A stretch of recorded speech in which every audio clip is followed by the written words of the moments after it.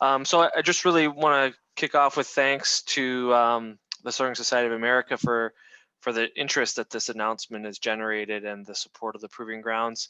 As Ken's note said, we'd implemented this in Canada over the past couple of years and are hearing anecdotally really great results, and that's definitely true at our gliding club. And our kind of mission is this glider pilot to soaring pilot in 3 simple steps. My name's Patrick McMahon, and I'm joined with my colleagues Casey Brown and Chris Goff that we'll introduce here in a second, but we'll just kick this off. So just the team here, we all met at our gliding club located outside of Calgary, Alberta, which is in Western Canada, just east of the Rockies. Chris is our taskmaster. He's a member of the Soaring Association of Canada Sporting Committee. He's actually a 3rd-generation diamond recipient, so following in his father and grandfather's footsteps, or I don't know, wingtip wash. He's an accomplished cross-country and competition pilot. Casey is our software guru. He's actually a novice pilot, completing his FAI Silver this past soaring season. He's an engineering by profession. And he's definitely the technical brawn behind the Proving Ground solution. My name is Patrick McMahon. I'm kind of a soaring advocate and have served on the board of my flying clubs where I've flown in Ontario and Alberta over the last decade or so. And what I really like about the Proving Grounds is from kind of an operational management and club goal perspective, what we think we can do with retention and flying culture, which is also important. So for the sake of the whole sport, we really believe that more people need to discover how awesome soaring is, and that we think that converting novice pilots into soaring pilots is important for all of us. And we're hopeful that kind of solutions that we can coordinate can help advance that mission. Our perspective is that there's really nothing more spectacular we can do as humans than soar. I would argue that soaring has never been more accessible. If we think about great gliders, many underutilized at clubs, across Canada certainly, but maybe across the continent or the entire world. We have more accurate and comprehensive weather forecasting to identify weather phenomena that we can exploit. And we have an increasingly low barrier to entry with flight computers and moving maps. XeSoar comes to mind as a free app on a low-cost Android device that can be easily implemented. And our sport has never been easier to share. So obviously we post flights on the OLC to compete, and increasingly the use of skylines to share a glider trace that can be shared among family members and kind of makes sense on a map. We also have the opportunity to share free content through a number of different platforms: Facebook, Instagram, Twitter, LinkedIn, TikTok, blogs. And so our opportunity to tell the story of soaring, I think, has never been greater. But despite these trends, people come and too frequently go from soaring. They absorb resources, a lot of resources through training. And when they fail to connect to this magic of soaring, it's really kind of a disappointment for the club and for the individual member. So we really like to think about the novice pilot here, and if we think about the first time the student takes control of a glider, that thrilling experience that many of us have, I think, that have been around the sport for long enough. I've been in gliding for just over 20 years now, which I know still I count myself as a junior in many respects. But if we think about, the first solo, or the first half hour of sustained flight, or the first full hour, the first 1,000 feet of climb, these are incredibly empowering milestones for the novice pilot, the junior, the solo pilot. But we ask the question, what happens to these new members when they run out of these milestones? And it's not because they don't exist, but it's maybe because there's a gap between solo flying and the champions of the club. And what we're trying to do with Proving Grounds is try to close that gap. And we really think that it's imperative to strategically close that gap, to do it safely and help those solo time builders find the path from going solo to going soaring. So we hope that you'll find value in this solution, and we can do that together. So our perspective is that gliding clubs, they're all different and unique, but we share many common components. We have similar aircraft in many cases, similar operations. We share the sport. We also share many challenges. Some of the common challenges that we're having to deal with relate to recruitment and retention, things that we hear on a regular basis. And Proving Grounds is really trying to address the retention question or challenge. So we hope that it provides a safe and strategic approach to transition the glider pilot into a task flying soaring pilot. We look at it as a continuation of training, and we hope that it might be a great opportunity to grow and sustain the sport. So pilots coming off a training regime and not really having those obvious next steps can move into things like the Proving Grounds and turn them into cross-country soaring pilots. So as we can start to have the opportunity to look at 2020 in the rearview mirror, we've implemented the Proving Grounds at 13 clubs across Canada with the support of the Alberta Soaring Council and the Soaring Association of Canada. There's 3 pioneering US clubs that have adopted the Proving Grounds before the SSA announcement, and we have 1 club in the Netherlands. So the platform is available in English, French, and Dutch. One thing we really want to stress with this platform is the audience, that this is really for the novice pilot. When you hear things like an automated task scoring platform, it really sounds like a shiny object, but we'd really ask you not to be distracted by that and really focus on who this is, intending to serve as that bridge solution. The Proving Ground starts small and it objectively stays small, and it's really that bridge to big flights to post on the OLC and compete with. We're going to spend some time in this presentation talking about the tasks, but we want to keep a few constraints in mind. So the pilot will be constrained based on their confidence, their willingness, their skills, and available tools.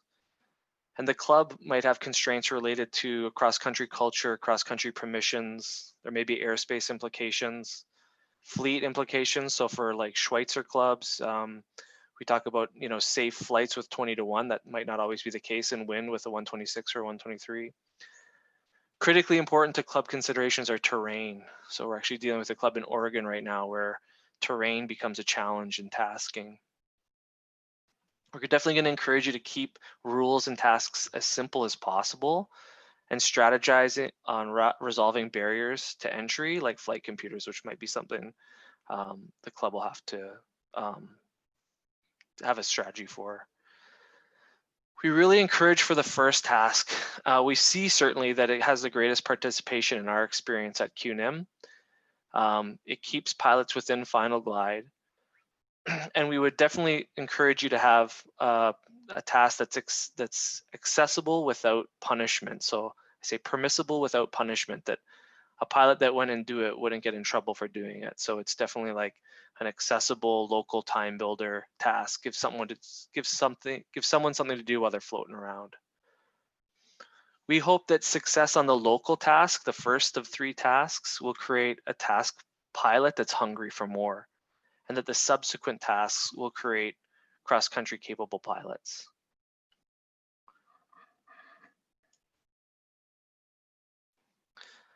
So the image on the screen, I just realized that we've kind of jumped ahead. Our perception is that the Proving Grounds is a known commodity, but introducing this, it's a stepwise task development platform, novice pilot in mind, that includes trophy kits and automated scoring solution.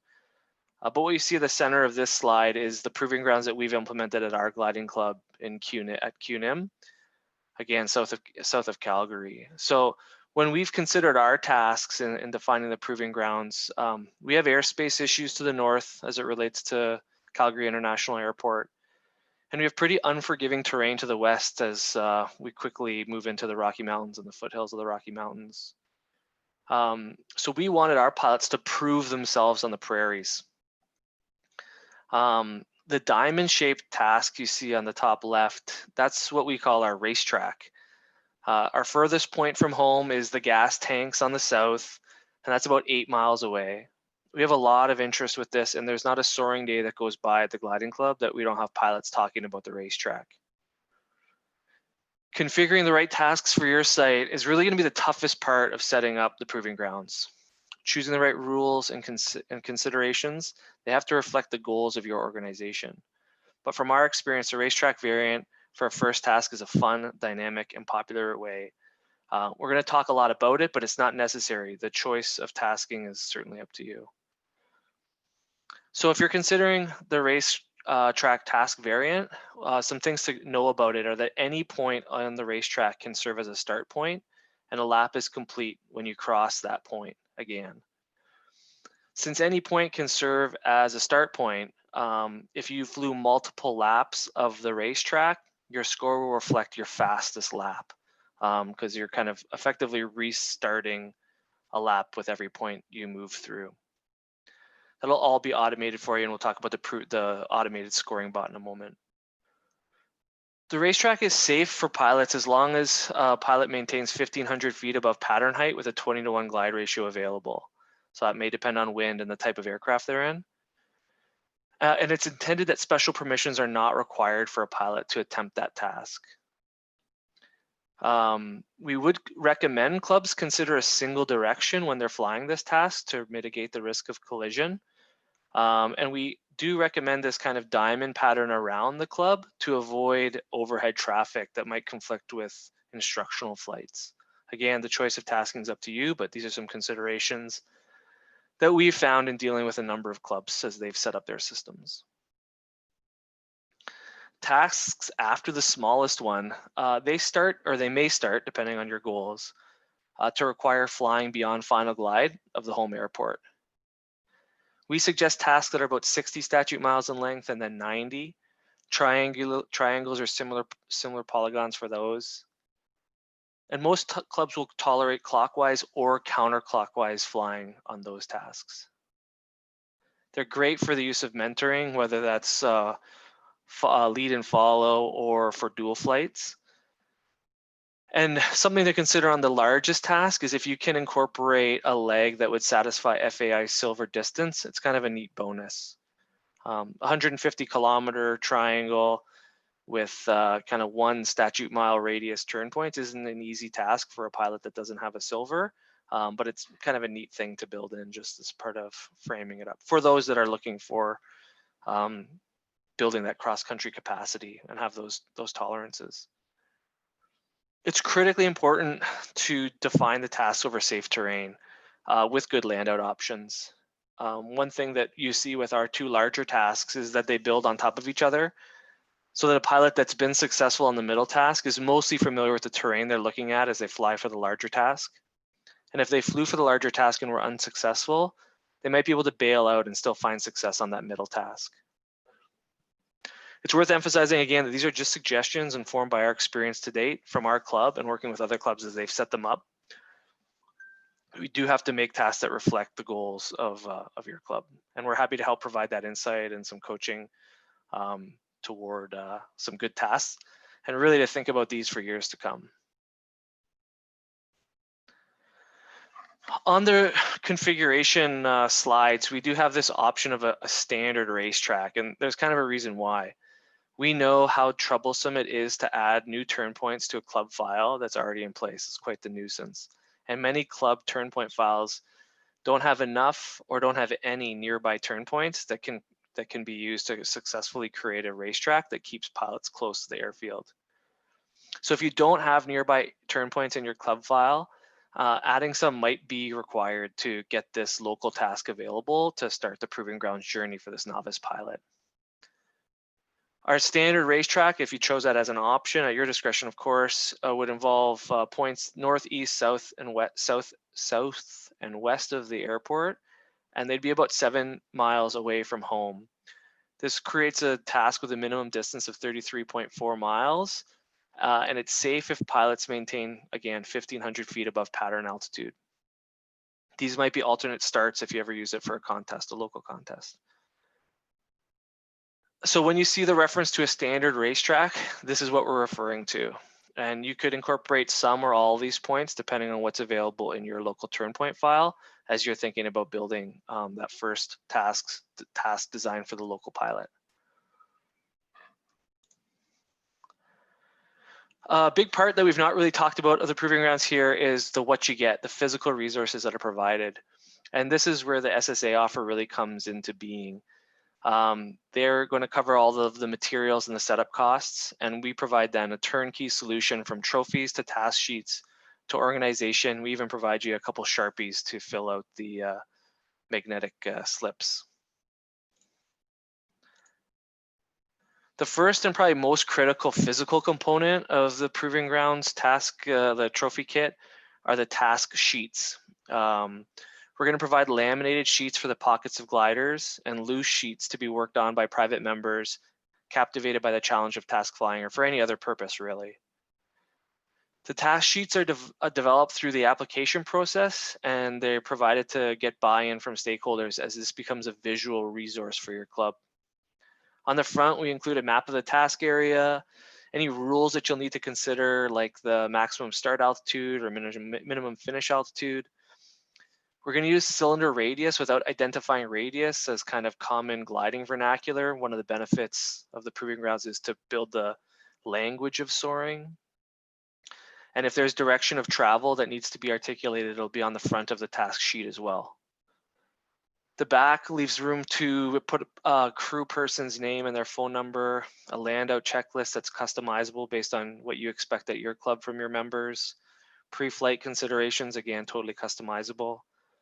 En route airports help novice pilots identify land-out opportunities, including configuration and frequency.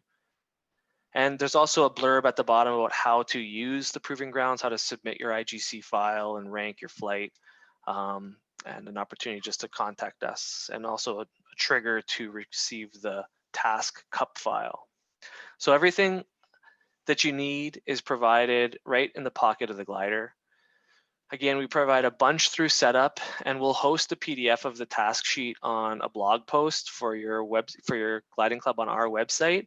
So if you ever run out, it's really easy to find it, print it, cut them in half, and then you can restock your supply.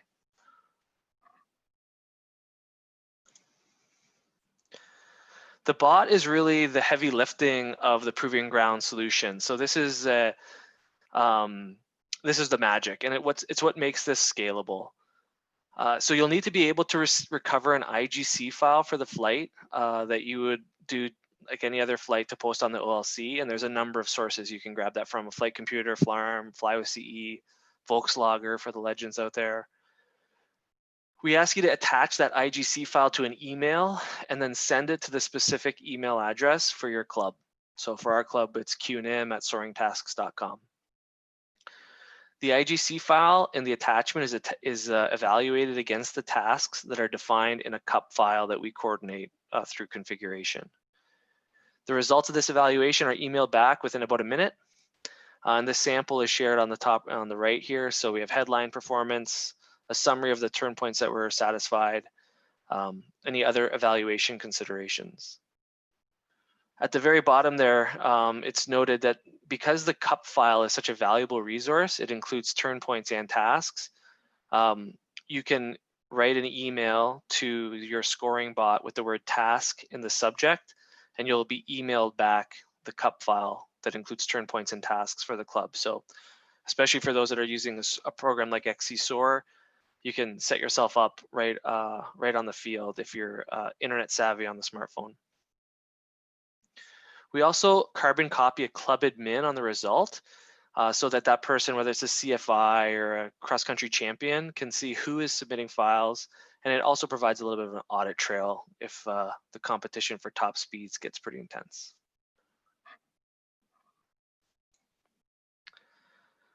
The fancy part of the Proving Grounds is the trophy kit. They're designed to be beautiful and last for decades. It's a stainless steel laser cut.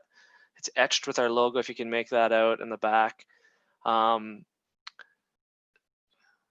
So we expect that to stand the test of time. As long as magnetism is still viable, we should be pretty good. We provide those laminated task sheets, the loose task sheets, even the felt tip Sharpie markers. We do recommend using permanent markers and then wiping them with alcohol if necessary, the slips, if they become full, which would be a good problem to have. And we've also, not in this photo, but added a branded clip to hold the task sheets, because something we found at QNIM is the resources were getting misplaced. So we wanted to add a little clip to hold the task sheets all in one spot so that everyone knew where all the resources were for the platform.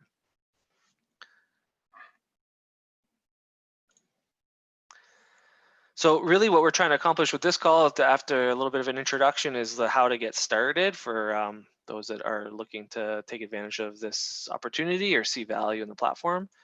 And this kind of is a bit of intimidating slide here, but we won't be asking for anything more than this. So we've tried our best to streamline the collection of the information that's required to get these outcomes that we've talked about. So if you can work out your task, you've done all of the heavy lifting.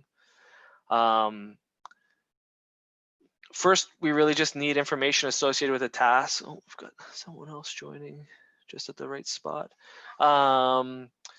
We need all the information associated with the task that you've decided on. And the second form is some details like units, min-max altitude, on-route airports, and content for the blog post that we're going to host on our site. And that's it. So what you see is what we need. Contact information, the details of the tasks, including the type of task, if it's a racetrack or kind of an AAT task. If it needs to be a standard racetrack for the first task, for instance. And then task names. And task names are something that's worth considering. We default to racetrack, sprint, and ultra, but creative names are more than welcome. And we would just ask you to consider character constraints there because it has to get labeled on the task board, and some of the longer task names have been a challenge to work with on formatting, but that's a first world problem. The first sheet also leaves an opportunity for questions, comments, and requests. This is a very collaborative process, so we're back and forth by email. With the Form 1 complete, we have enough information to make a map and start completing the task sheet, which is easy for you to share then among instructors or other cross-country pilots to get buy-in as you go. And we'd also invite you to fill out Form 2, which again, club name, who you would like the results emailed to, the units if you're metric or imperial or Australian like we are, it's a blend. If you would like cylinder height maximums or minimum finish altitudes, that's where we'll collect that information. For the racetrack task, which we talked about as being far away from your local airport, we can have a different minimum finish for the racetrack because the pilots may be, 7 or so miles away from home when they finish that task. We'll just confirm, accept, or modify the land-out checklist, the pre-flight checklist. We'll list en route airports, including their configuration, elevation, and frequency. And some contact information about where we're going to ship the trophy kit, so to fill out our waybill. And then through both of those forms, we'll be back and forth at a number of points to get approval, iron out any details. So don't let any one question hold you back. But again, this is all that we're going to need to ask. And really, the heavy lifting takes place in the task definition, which would be a great collaborative effort, but for this whole pandemic thing. But when we are complete with that and we get approval on the task sheet, then we'll turn on the bot. We're going to send you a welcome email that you can distribute to all your members. We'll label up the trophy boards and ship you the whole kit. You'll have it in a few days.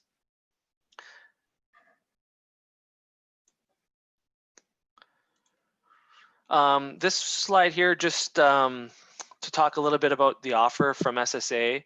And this has been provided through the Growth and Retention Committee with great thanks to Ken Sorensen, who's on the call here today, who's flying out of the Soaring Club of Houston and chair of this committee. So SSA will rebate the costs associated with configuration and shipping for up to 40 interested SSA chapters or commercial operations that commit to and prepay for a 3-year subscription.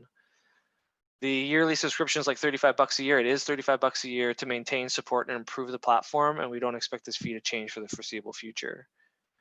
Club should be expected to pay the proving grounds up to $225 for setup. That does include shipping. And then we'll notify SSA of payment, and in doing so, share the task sheet to demonstrate the platform's configured at the eligible organization. We're going to CC you on that email, so all you have to do is follow up and tell them where you want them to send the check, and then you should have the payment within 60 days. On net, this just costs the club $105 to have it set up for 3 flying years, and then $35 after that. And just for context on shipping, we've shipped a few from Alberta, so that's Western Canada, to Arizona and Georgia, and shipping hasn't been over $35. So we don't anticipate any balance beyond $150 for the club to absorb. And Ken, if I can just maybe put you on the spot, I don't know if you have anything you'd like to add from the SSA about the offer or the opportunity.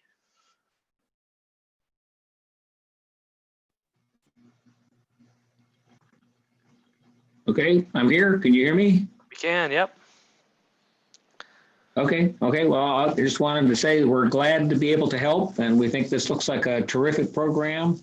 As Patrick's already said, getting people involved in cross-country soaring is a huge step in the retention process. Once we get them flying cross-country, they're hooked.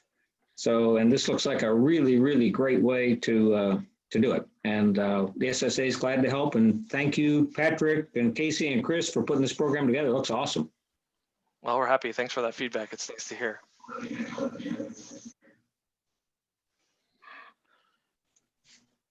So that kind of is a good segue into the next step, which, we've gone through the configuration, how to submit the file, thinking about the tasks. The next step is really to go flying.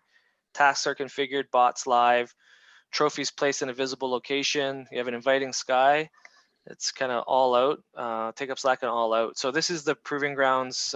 It's a while ago now, probably midsummer at QNIM this summer. We've got ours placed prominently between the men's and ladies' washrooms at the clubhouse. And it just some of the ways that we're using it, we really encourage attempts. It creates a supportive cross-country culture for the club. We are trying to fly it with students, so demonstrate accessibility and give them the why of soaring. So a lot of the training is occupied with takeoff and aero tow and slips and spins and stalls and pattern building and landing, but it's nice to give them a taste of the why, which is this outcome-oriented flying, task flying. We would encourage tenured cross-country pilots to consider the proving ground tasks on larger OLC days. So if you hit a corner of a triangle on your way out on task and the other corner on your way back, you set a very slow average speed, which leaves a lot of room above you for having a novice pilot to come in and best their mentors, which is kind of a thrill for these first task pilots. Competition is going to develop, and that's a good thing. So keep it friendly, but always make sure you've left room, or we would encourage you to always make sure you leave room for the novice pilot. This is who this is meant to serve. And if the cross-country guys fill up the board and leave no room for the novice, then that's kind of a bit of a risk. We have adopted the platform to be used in Condor, which is a really great way to collaborate around task flying, especially this time of year. And if you export your IGC from Condor and submit it to the Proving Grounds bot, it will identify it as a simulation flown task. So you can keep the real tasks separate from the simulation tasks for maintaining the task boards. We'd really encourage find a champion. Maybe you're the champion. We build momentum and compel early flights. Those early flights will create participants that will build a cohort of pilots that are familiar with the unchanging tasks and considerations. Really, these can become the cornerstones of a cross-country program for years, decades to come.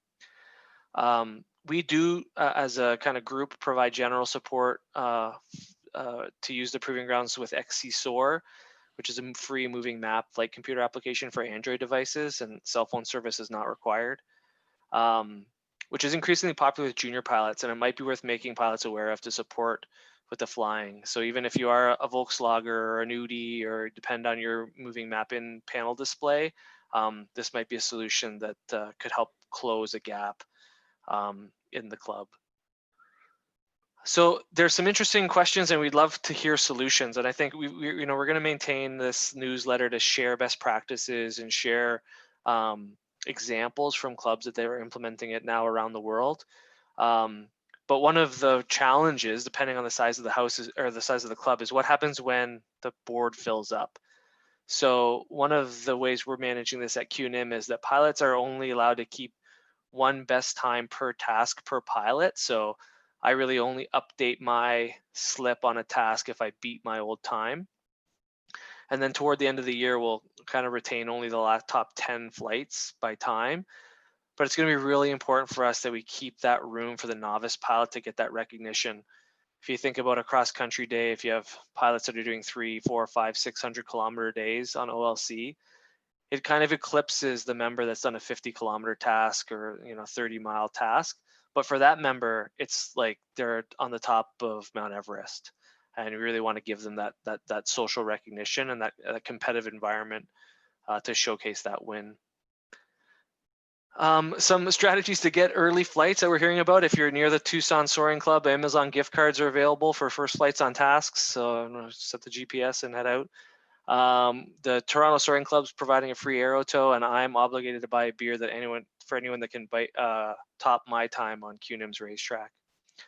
So soaring, as kind of Ken alluded to, is a really fun activity, and task flying is a thrilling way to build the addiction that I think many of us would share.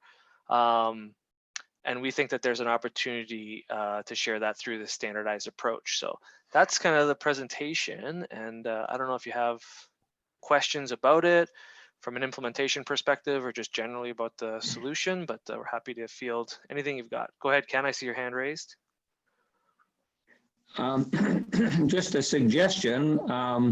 If the club has a 2-seat airplane that is glider that's good enough performance to at least do the diamond task, if you put an experienced cross-country pilot in with the novice pilot and then let the novice pilot take the score, that would be one way to get novice pilots spooled up. Our club has, actually, I just bought into a partnership on an Arcus. So I've been taking some relatively new cross-country pilots out in the Arcus, and I think it's really helpful, really beneficial.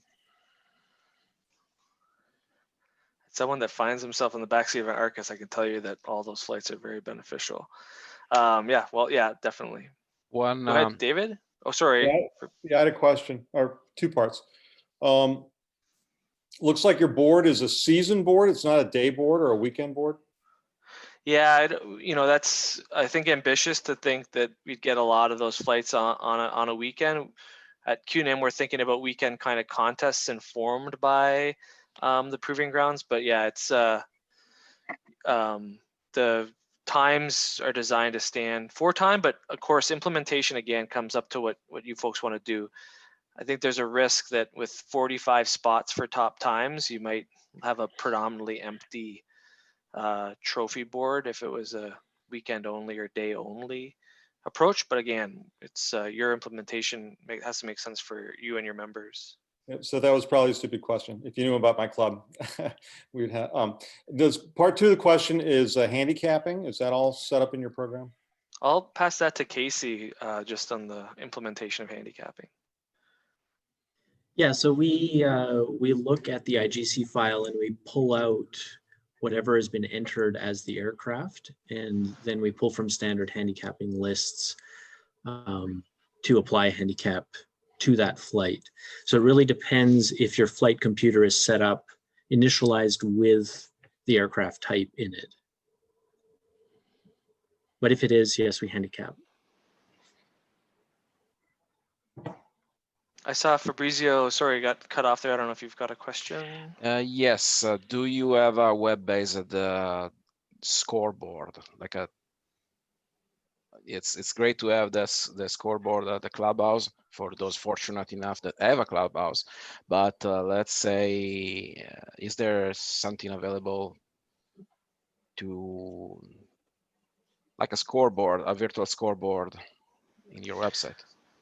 So we don't currently post these to the internet. Is only kind of on-site, a tactile scoreboard. We do have a club that doesn't have a clubhouse, but just has the task boards up in the their hangar. I think it's an interesting question, and it's something that we're thinking about for kind of larger and more significant tasks like regional tasks. But there are clubs that are maintaining also concurrently with the task boards, kind of a Google Doc Excel spreadsheet, but we aren't posting these to the net for a number of reasons. One of them mainly is privacy, and then also accuracy, because if you got a task back that was scored with the incorrect handicap, then editing that in the database starts to become something that's easily managed locally, but more difficult to audit and reconcile on the web. So to answer your question, we don't post these tasks to the net, but we are looking at kind of expanding this framework and doing that. And I'd add, yeah, it's definitely something that we've talked about. We understand the attraction of doing that. And one of the trade-offs is just the idea of membership. So right now, we don't require people to sign up. We don't require that individual pilots sign up and set up an account on Proving Grounds. All they need to do is send the IGC in, and the results will be emailed back their personal email account, but we don't store any personal information about that flight. And so one of the challenges and one of the discussions we have is, if we were to go to a virtual scoreboard, well, how do we manage the names of the people? Do we require people to sign up, or, you know, just what's the strategy around that and around privacy? So it's certainly something we've discussed, but that's sort of the sticking point that we're still trying to figure out. Roger that. Thank you. We also like the idea of having to go to the gliding club. It's like build a great receptive culture and come on in. But I don't know if there's any other questions in the audience. Once we start, once we set up our task for the first time and start flying them, if we find that something needs to be tweaked or changed a little bit, how easy is that to do that after the initial setup?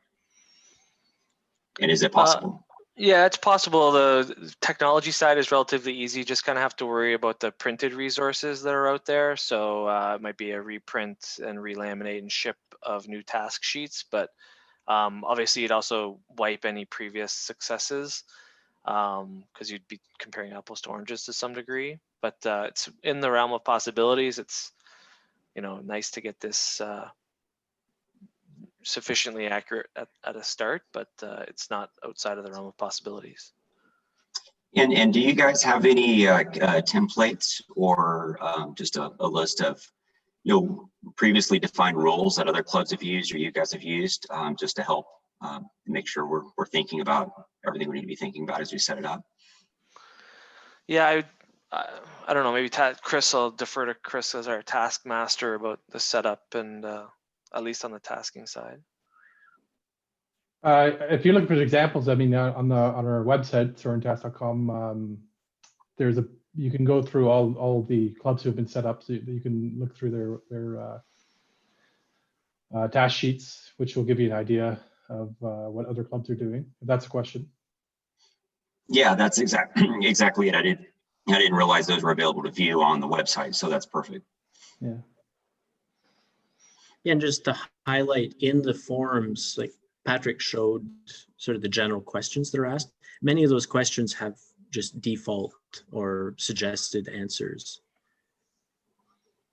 So if you like them, you can stick with them, but if you want something specific, then you can change it.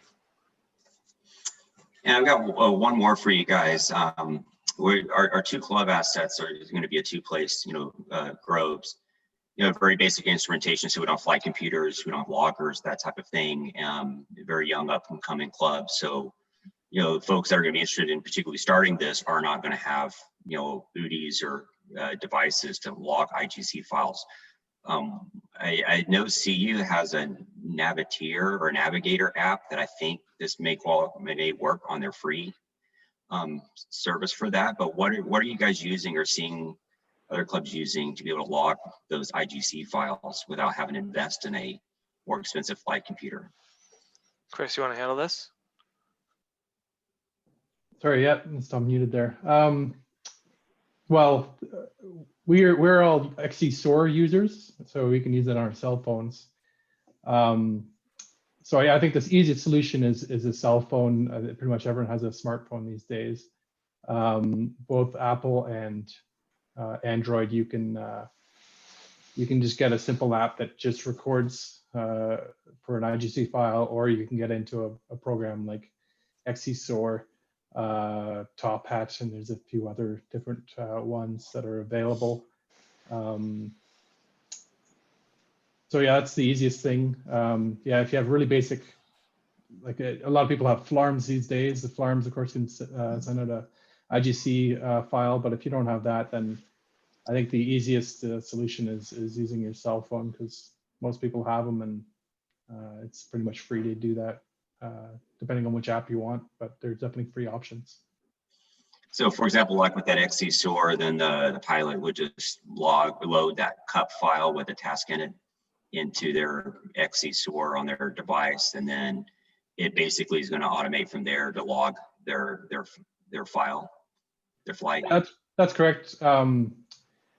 I actually made a very simple way to set it up in Canada, and I'm going to be setting up something for the States as well, which is you can basically download your map file, a cup file, and a airspace file all within XC-SOAR, so it's very easy to set up, and then fly the task with that. Now, the actual use of it takes a little bit of instruction, but it's usually pretty quick to figure out the actual flying with it, because most of it's just loading the task and then turning it on and leaving it on.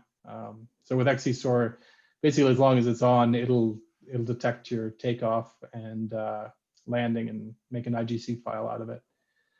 So that side of it's pretty easy. But yeah, we're actually working on resources to help people with using XC-SOAR with the proving grounds. And I say that there's a YouTube video that I made for Canada, just how to load all those files on. So that's usually one of the biggest barriers for people to get started with it. I think you're kind of in an interesting position if it up and coming or great. Is a good place to be for this is without the history of kind of what's been done before. But so I use a XC-SOAR device. I bought like 3 years ago a Galaxy S5 off Kijiji for $100. You don't need cell service on it. You just need Wi-Fi to download the things one time. Chris's video about setting it up in Canada is less than 5 minutes for map file, turn points and tasks, airspace. The app's free. I would definitely suggest, based on your description of where you're at, that be something that you evaluate. Fabrizio's mentioned that IGC Droid, again, an Android app, will give you an IGC file, but it won't assist you with navigation. So definitely there's some opportunities for you there to close that barrier, that gap. But we do appreciate that kind of the gap between solo, floater pilot and soaring pilot. We have this training gap, but there's also some enablement tools that go along with that. So, but yeah, I think it's a good question, and there's definitely some really great options out there for you. Yeah, my experience with IGC Droid is that if I have a student that goes fly, I snap IG Droid on. I drop the phone on the glider pocket, and she record at the end when she lands. I'll pull it out and load it for her. So IGC Droid is good. It's super easy to use. XC-SOAR is amazing, but as a learning curve that I've noticed is a little, for some people, is a little harder to get good files out of it. It's my go-to. I've never had a problem with getting that file out, but yeah, I think there's definitely a gap to close there, and some good opportunities for you to strategically implement that at your up and coming club. Okay, yeah, thanks. That's very helpful. This is being recorded. How might it be available for viewing from other people? Yeah, we have a YouTube sites or channel, and that includes Chris's video about how to set up an XC-SOAR device in Canada, and we'll soon have how to set up an XC-SOAR in America. So that's where it'll be posted, and we'll share it at least to our audience and to we have content. We share content on Facebook and LinkedIn. So as that gets posted, we'll push it out there, and also on our newsletter. we'll sign people up to the newsletter as they configure kits, but also I think in my email I included a link to sign up if you want to be proactive, but send that out maybe once or twice a year. So I can follow up to this mailing list once that's posted if some of the information around task definition would be helpful and your discussions at the club level. Well, I guess more to the point is you just mentioned all these things. Is there a email that's going to follow this meeting to those of us that have replied as we're working on our task and things for these resources to be pushed to other members of our club that are potential, people that need to be brought on board and watch these videos? Or are we supposed to go look for them on and follow on your various social platforms? How's that work? So I'm happy to follow up with an email, kind of maybe a few where to start, what is it, this video. So I'll follow up with some kind of kickoff references to move around. I'm happy to do that. I think there's a lot of information on the website, and Okay. I'd encourage, especially if you can think of the task, but this is to complete that submission form, and that is really a kickoff for us to close some gaps, make a picture, share the picture. This picture doesn't work, we need to change our tasks. Those are all, part of what we're doing on configuration, is kind of getting started. Okay. So that's, I think but I'm what happy to follow up. Mark might sorry. have been asking also as well that, well, I was going to mention this anyways. We were talking about having another Zoom type of chat for just interested people who want to try out the proving grounds, so like an information session for newer pilots to try it out. So we haven't actually set a date for that, but probably going to be in a few months when people have their proving grounds things set up, and just before the start of the next season. But yeah, we are talking about having a similar type of thing, but for people who are actually going to be flying the tasks, as opposed to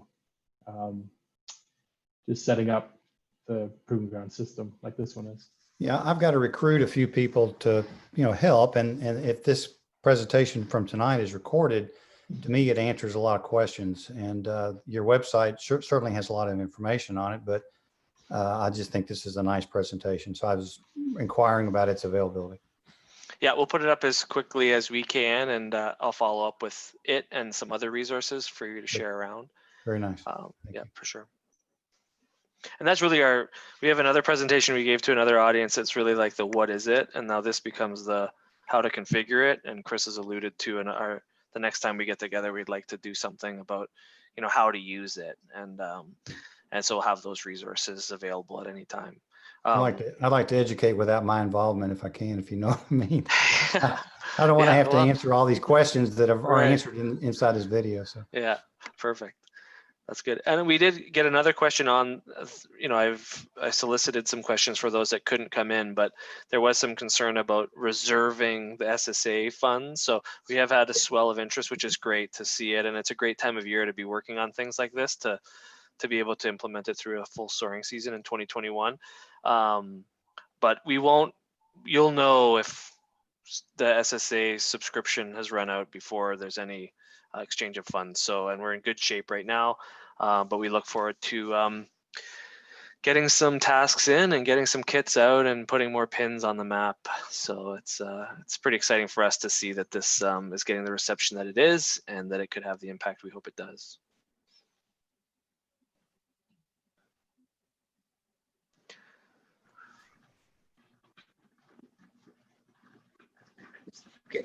It's Ken again. I think so far, Patrick, what do we have? Maybe 14, 15 people that have expressed their clubs, or people that have expressed interest? Yep, that's right. I think that's a approximate number. Yep. Yeah. So if we've got 40 available funding slots, I doubt very much if we're going to use those up, but nevertheless, get yours in straight away.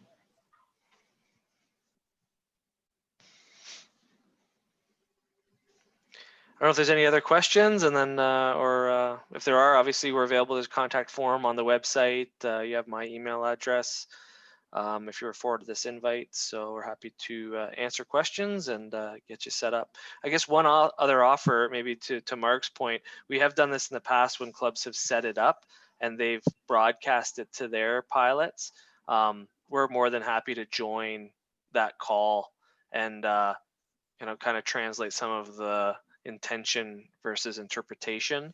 So if that's something that you'd want to take advantage of, we'd be happy to make sure that the pilots are in the best position to take advantage once it's configured, and obviously we'll support any interested club with configuration.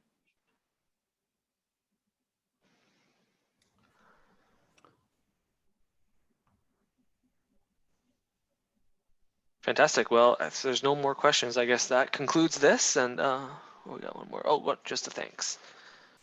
Ground some snow. Yes, San Antonio, lovely. I was in the Riverwalk last October. Fantastic. Yeah, fantastic. So we'll be in touch and stay in touch, and we look forward to, as I said, put more pins on the map. Thank you.